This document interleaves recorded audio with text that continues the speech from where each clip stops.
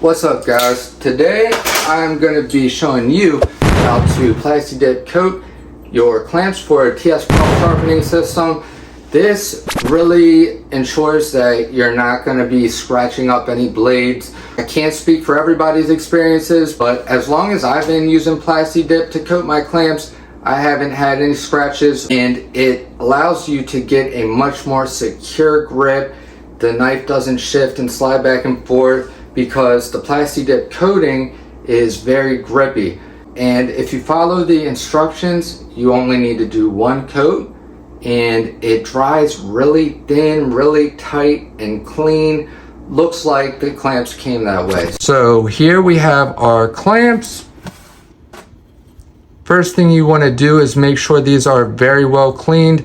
I cleaned mine with 91% alcohol. I have it in a little spray bottle.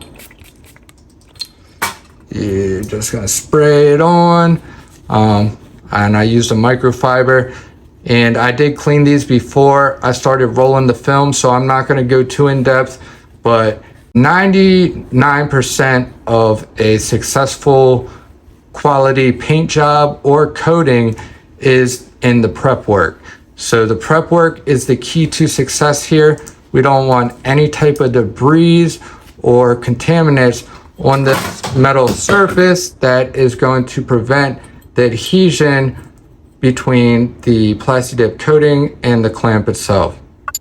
Right here, we have a fresh can of Plastidip. I tracked down a can of red, which is super cool since red's my favorite color. Goes with the channel logo, and since I'm using this new center clamp, which those are linked in the description. So originally I Plastidipped them with this jar. It was brand new the first time I went to dip them, and it worked out amazing. Okay, I only had to dip it once. The coating lasted for a long time. It dried really nice and thin and even. But now if I go to shake it, you can't even hear anything moving. It's like a thick sludge. So I don't know if there's a better way to store this over time, or if that's just kind of what happens. But with this fresh can, if you listen,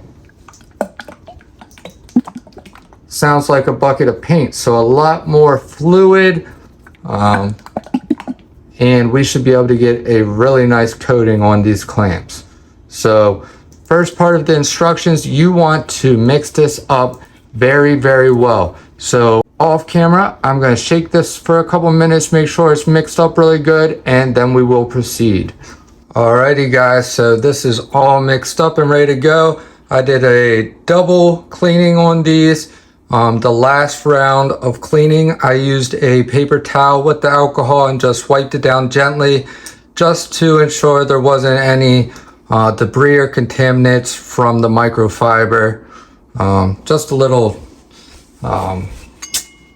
what's the word for it? Redundancy. Oh, what the hell? Who cares? So we're gonna crack this open. Pop off your little plastic lid, just like a can of soup. I have a paper towel down because obviously you're gonna want somewhere to sit that, but look at that, that is beautiful. So we're gonna be dipping it in to right below this where it screws in. So that's as far back as you would ever need a knife to be. So that's what we're gonna go ahead and do. If you only do like the very tip, then with certain grinds and stuff, if it's a different angle than this, it may cause the very tip to be raised up just a little bit, and then you won't get a secure clamp, and the blade will be rocking back and forth in the clamp. So make sure you go all the way back till, you know, right before the screw eyelet. And if you do get a little bit in there, it's not the end of the world, but you want to try not to get it in there. So per the instructions, you want to be dipping this in approximately 1 inch per 5 seconds. So we're going to be going in very slow, and then we're going to be pulling it out very slow.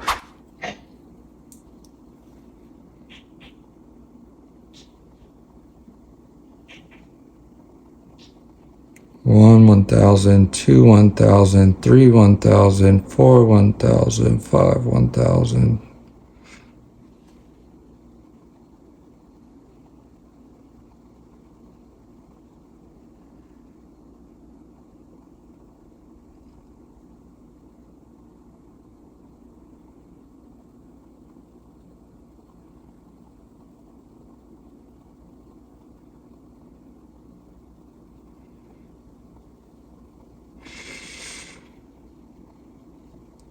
All right,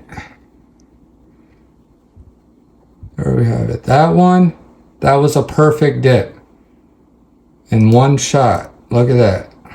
So that's what we wanted to do with the first one, but we messed up a little bit. So I might have to redo this guy. But this one, that's what you're looking for. That's a one and done right there. Just gotta hang that up and let that dry.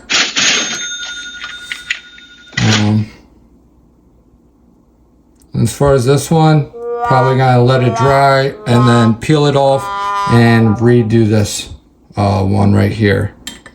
If you try to clean it off while it's wet, it's a big pain in the ass. If you let it dry first, then it's not very difficult to peel off. It comes off, you know, all together versus smearing around. So go ahead and cap this up.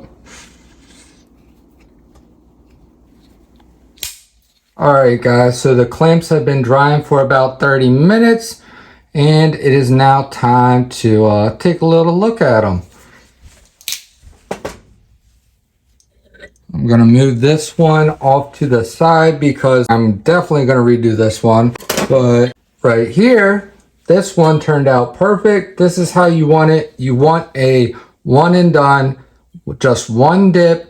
If you have to put it back in there to try to fix anything, it's not going to work. So if you mess up or if you don't like it for any reason, hang it up, let it dry, and then you'll be able to peel it off very easily. And you're just going to want to make sure it's really clean before you go to redo it. So not the end of the world, very easy to do.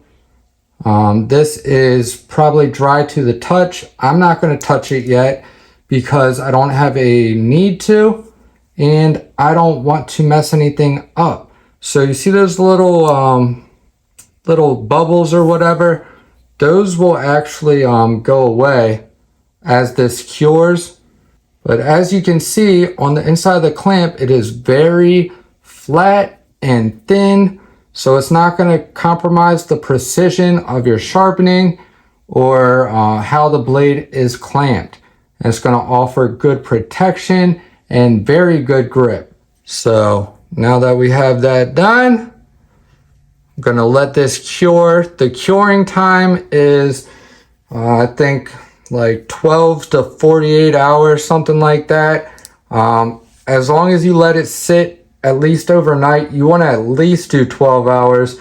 If not, letting them sit and cure for an entire day, that is going to give you the best, longest lasting results. So there you have it. That is how you Plastidip the clamps for your TS Prof or any other sharpening system. The Plastidip is linked in the description below, as well as several other items and tools that I use and highly recommend.